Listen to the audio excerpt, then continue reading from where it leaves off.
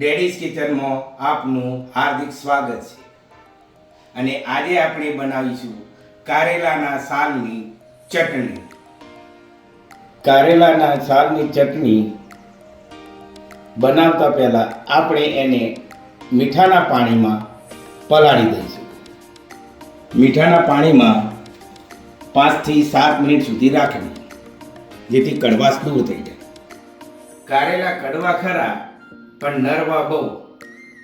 સાંધાના દુખાવા માટે, આંખોની રોશની માટે અને ડાયાબિટીસ માટે ઘણી બધી રીતે ઉપયોગી. સામગ્રીમાં લઈશું કારેલાની સાલ, 4 કાજુ અને થોડી સિંગ,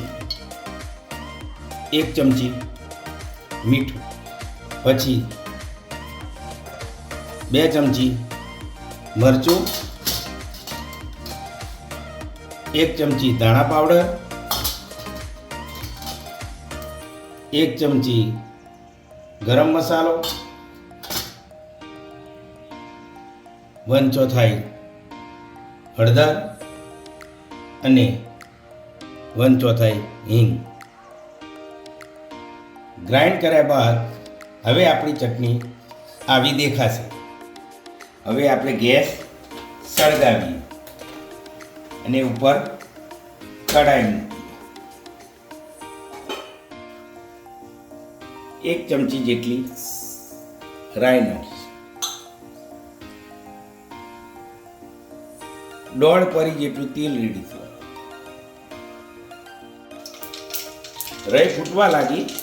હવે આપણે એની અંદર આ ચટણી નાખી દઈશું.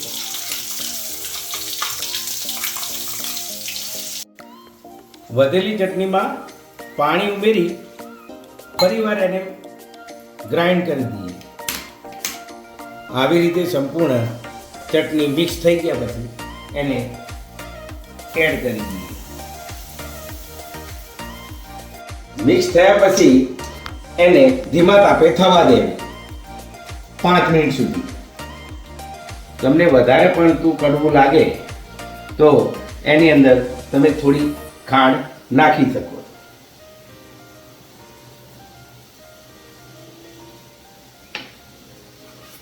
અને મિક્સ કરો.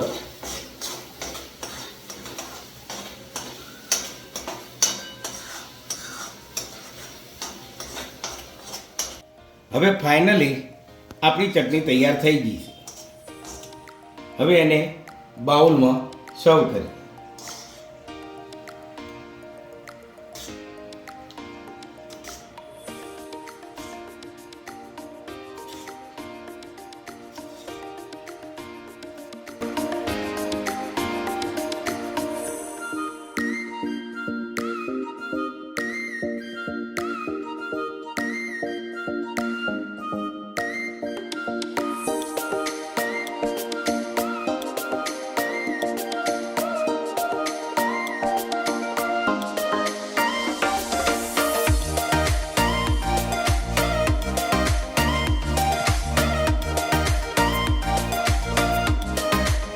આપણી કારેલાની સાલની ચટણી તૈયાર થઈ ગઈ છે. જમવું હોય તો આવી જાઓ ડેડીઝ કિચનમાં. જો તમને આ મારો વિડીયો પસંદ આવ્યો હોય તો પ્લીઝ શેર કરો, લાઈક કરો અને સબસ્ક્રાઈબ કરો.